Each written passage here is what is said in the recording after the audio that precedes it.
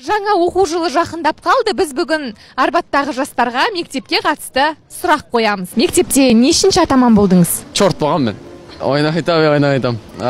Білмеймін, бір үшінші атаман болған шығармын. Мен мектепте үшінші атаман болдым.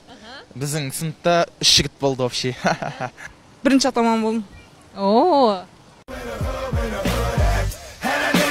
Иә, бірінші атаман болдым, чемпион. Бізде атаман болған жоқ, бәріміз нормально жүрдік. Примерно енді былай бүйтіп қараған кезде 3-4 шығар. Оқушы кезіңізді 3 сөзбен сипаттап беріңіз.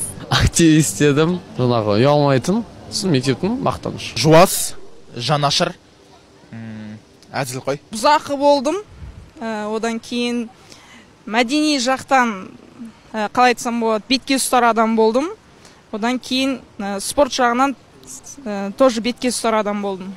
Оқымыста бір жағынан хулиган и тәрбиелі. Мектептерде қандай жаңа пән енгізер едің?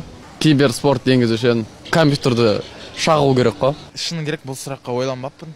Бірақ негізі музыканы более тереңдетіп өтсе деп ойлаймын өз басым. Курстарды енгізетін едім. Қазіргі болып жатқан Wildberries, Target дегенді. Ол оқушыға несімен пайдалы? Мысалы, бір ай курс оқиды, 11 бітіргеннен кейін бизнеспен айналысып кете береді. Қазіргі пәндердің бәрін оқығанмен болашақ бірде бар, бірде жоқ. Себебі 4 жыл оқыған универді бітірген студенттеріміз мамандықпен жұмыс жасамай, курстағы біліммен жұмыс жасайды да, сол себепті. По идее, жаңа пәннің орнына андай керек емес пәндерді алып тастаған дұрыс шығар.